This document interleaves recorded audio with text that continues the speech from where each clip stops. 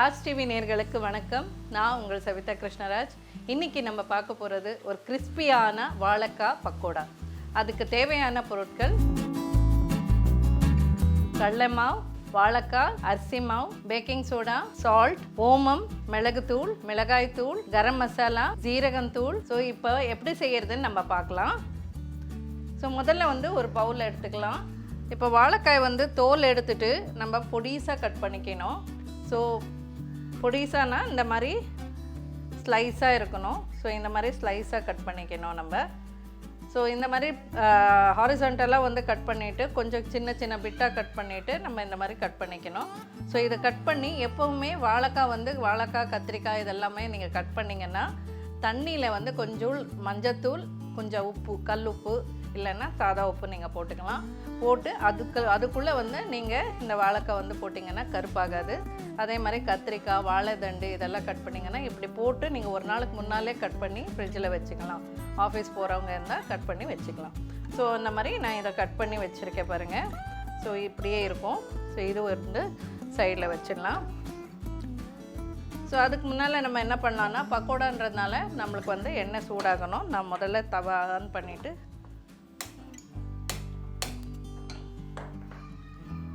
இதில் கொஞ்சம் எண்ணெய் போட்டு சிம்மில் வச்சிடலாம். இது சூடாகிறதுக்குள்ளே நம்ம கலரிக்கலாம்.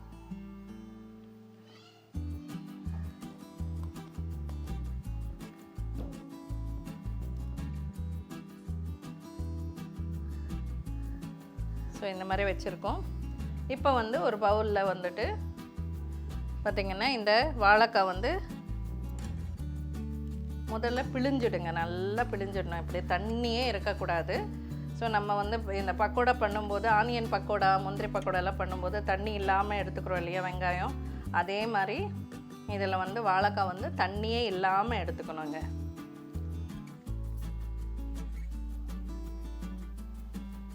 ரெகுலராக நம்ம பண்ணுற பக்கோடாக்கு இது கொஞ்சம் டிஃப்ரெண்ட்டாக இருக்கும். ஸோ இந்த மாதிரி டிஃப்ரெண்ட்டாக நீங்கள் ட்ரை பண்ணிங்கன்னா நல்லாயிருக்கும் நம்மளுக்கு சாப்பிட்றதுக்கு. இது ஒரு ஸ்நாக்ஸ் மாதிரி, ஈவினிங் ஸ்நாக்ஸ் மாதிரி கூட பண்ணிக்கலாம். ஸோ இப்போ மழை இருக்குது, அதனால் நீங்கள் ஈவினிங் ஸ்நாக்ஸ் கூட இதை பிளான் பண்ணிக்கலாம். ஸோ இதில் நம்ம என்ன பண்ணுறோன்னா, அரிசி மாவு இதுக்கு தேவையான அளவு ஒரு 4 ஸ்பூன்,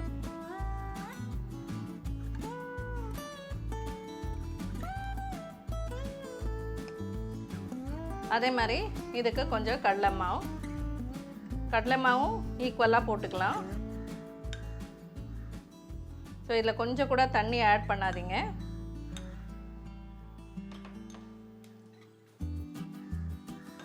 இதில் அடுத்தது சில்லி பவுடர், வெறும் சில்லி பவுடருங்க, சாம்பார் பொடி கிடையாது, வெறும் சில்லி பவுடர். எவ்வளோ உங்களுக்கு காரம் தேவையோ அவ்வளோ வரைக்கும் நீங்கள் போட்டுக்கலாம். கரம் மசாலா டேஸ்ட்டுக்காக போடுறோம். இதை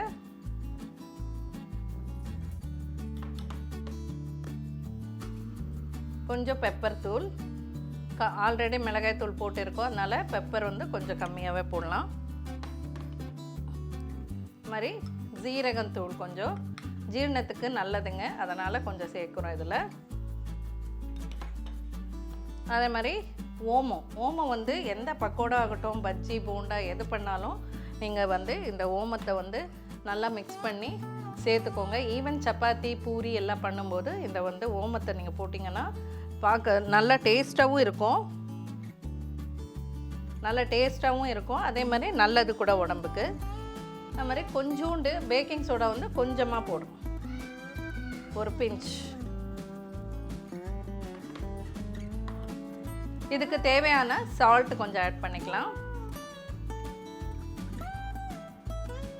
அவ்வளோதான். ஜிஞ்சர் கார்லிக் பேஸ்ட் கொஞ்சமாக ஆட் பண்ணிக்கலாம். நம்ம இதில் ஒரு 1/2 ஸ்பூன் அளவுக்கு ஜிஞ்சர் கார்லிக் பேஸ்ட். ஸோ இதை இப்போ நம்ம மிக்ஸ் பண்ணணும். இதில் தண்ணி கிண்ணி எதுவும் போட தேவையில்லைங்க. முதல்ல இதில் அந்த வாழைக்காயில் இருக்கிற தண்ணியிலையே இதை மிக்ஸ் பண்ணிடலாம். ஸோ இதே மாதிரி நீங்கள் கேபேஜ் பண்ணிக்கலாம், கேபேஜ் பக்கோடா பண்ணிக்கலாம், நல்லாயிருக்கும். சேனக்கிழங்கு பண்ணிக்கலாம். அந்த மாதிரி நிறைய வந்து பக்கோடாக்கு வந்து நீங்கள் ட்ரை பண்ணலாம் இதே மாதிரி. ஸோ இப்போ பார்த்திங்கன்னா இதில் பிடிச்சிருக்கு, ஆனால் இன்னும் கொஞ்சம் வந்து பிடிக்கணும். அதுக்கு நம்ம கொஞ்சம் லைட்டாக வந்து எண்ணெய் வந்து சேர்த்துக்கலாம். எப்போவுமே எண்ணெய் சேர்க்கும்போது எண்ணெய் வந்து கொஞ்சம் சூடு பண்ணி சேர்த்திங்கன்னா நல்லாயிருக்கும்.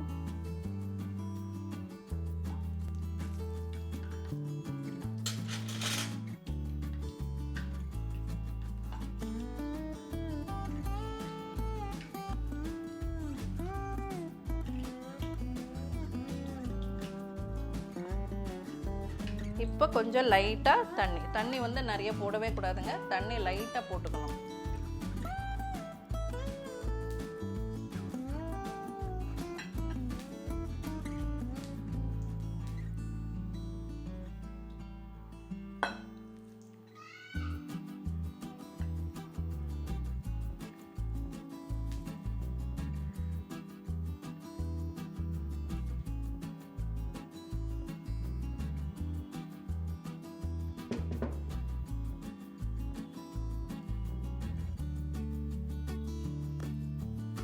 லைட்டாக சலிச்சிக்கணும், அவ்வளோதான்.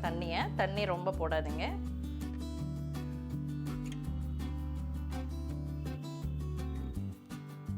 ஸோ இந்த மாதிரி. ஸோ இதை வந்து நம்ம கொஞ்சம் கொஞ்சமாக எடுத்து இந்த மாதிரி போடலாம்.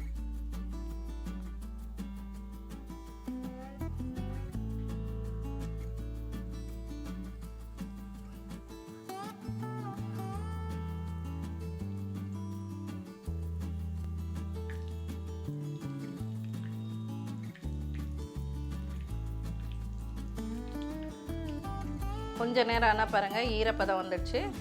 ஸோ இப்போ நம்ம வந்து இதை வந்து இப்படி உதிரிச்சிடலாம்.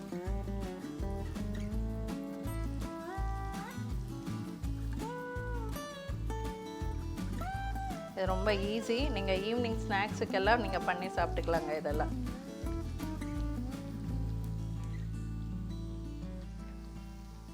ஸ்கூலில் இந்த பசங்க வந்த உடனே வந்து நம்ம ஏதாவது ஸ்நாக்ஸ் கொடுக்கணும்னு யோசிப்போம் இல்லையா? அப்போ வந்து காலையிலேயே நீங்கள் இதை செஞ்சு பாட்டிலில் போட்டு வச்சுக்கலாம்.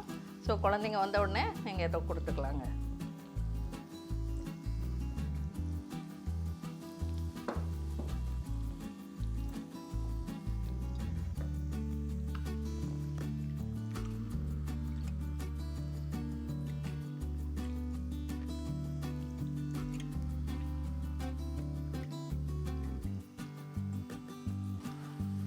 இப்படி கலரியே விட்டு நின்றீங்கன்னா நல்லா வெந்துடும் எல்லா சைட்லேயும். இன்னும் ஒரு 5 minutes வேகட்டும்.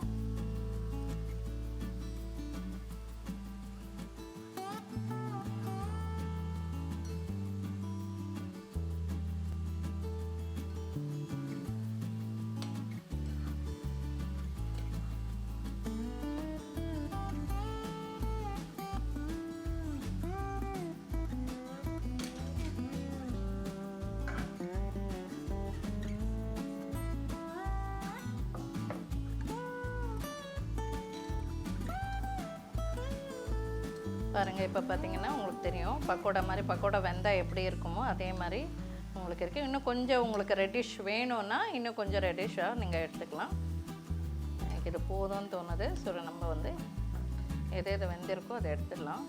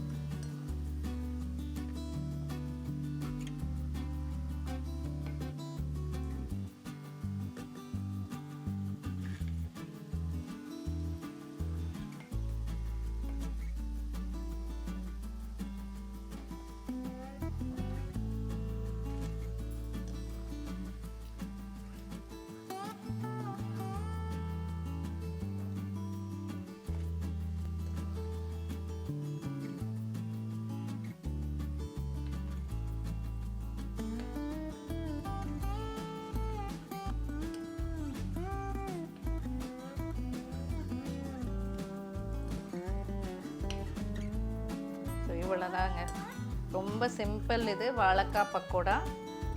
ஸோ ஈவினிங் ஸ்நாக்ஸாக கூட நீங்கள் ட்ரை பண்ணலாம். புது புது ஸ்நாக்ஸை வந்து ட்ரை பண்ணிங்க. இதே மாதிரி நீங்கள் கேபேஜும் போட்டு பண்ணிக்கலாம், அதுவும் நல்லாயிருக்கும். ஸோ கிறிஸ்பி வாழைக்காய் பக்கோடா ரெடி ஆயிடுச்சு. நீங்களும் இதை செஞ்சு பாருங்கள். நாளைக்கு இன்னொரு டிஷ்ஷோடு உங்களை சந்திக்கிறேன். நன்றி, வணக்கம்.